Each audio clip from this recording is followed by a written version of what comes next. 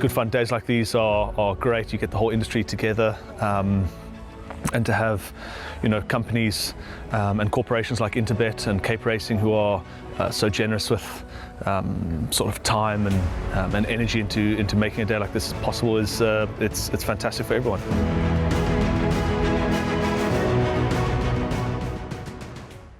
Sunday, the 14th of July 2024, Hollywoodbets Greyville on the Poly track, the city track. I like to call it the city track. That's where we're at.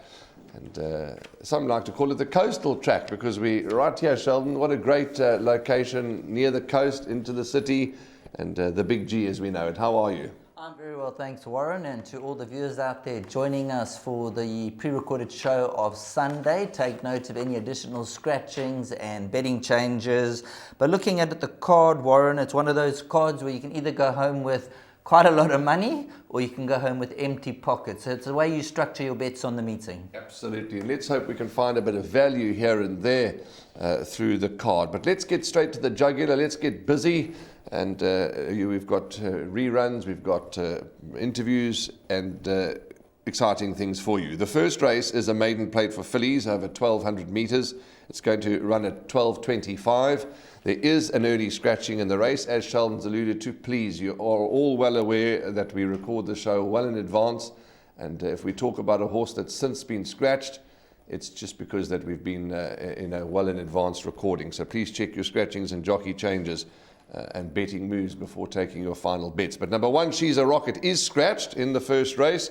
There is a rerun of a horse that we believe that if she's not going to get it right on Sunday, she might battle. It's Averni Princess. Let's have a look at the last run.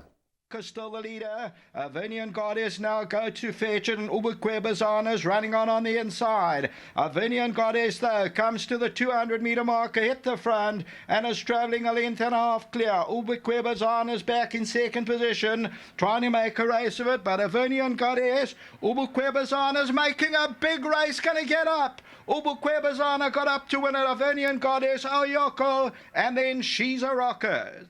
I must correct myself. I believe I called this filly Avernian Princess, but her name certainly is Avernian Goddess, the Vercingetorix filly out of Varmare. Now, Sheldon, in that rerun, Avernian Goddess looked like it was done and dusted and was going to win, but the winner had other ideas, Ubukwe.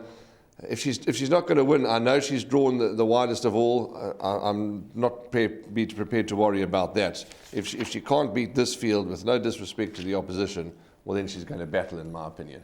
Yes, when you look at race number one, she's not going to get an easier opportunity. This is going to be easy pickings for her. I say easy pickings because she's not going to get an easier opportunity. If she can't win, then perhaps they're going to have to try blinkers or try something else. Because in that replay, she looked a winner coming past the 200, and that horse just managed to nab her. From that draw, she'll be given a bit of a chance. Spirit of Lavana in the penultimate run, that came out and franked the form. So I believe this race is tailor-made. So I don't think we need to spend too much more time. Number 10, Avernian Goddess, looks to be very tough to beat. And there's just one other horse, number 6, To the Stars and Back, who's got me a little bit stumped, maybe for the trifectas and swingers. And then number 3, Head Girl, who didn't run badly over the 1200. Yes, didn't run badly at all over the 1200. To the Stars and Back, they've got ability, this filly. Well documented that she's got her issues, but one day when she decides to run, and in a field like this, she certainly could be the value. Head Girl, well, if Avernian Goddess is going to fluff her lines again, a horse like Head Girl could certainly get rewarded for consistency. She's been there and thereabouts and knocking loudly at the door for some time. But we're not going to go on too much about the first race. It's duck or no dinner for horse number 10, Avernian Goddess.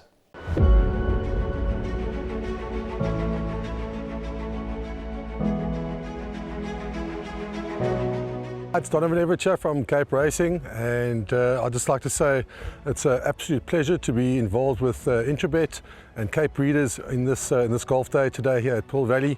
It's fantastic for the industry to see all the relevant stakeholders coming down and having a good time and networking, and it's exactly what the industry needs right now in terms of moving forward and recreating some positivity to take us forward into the next year.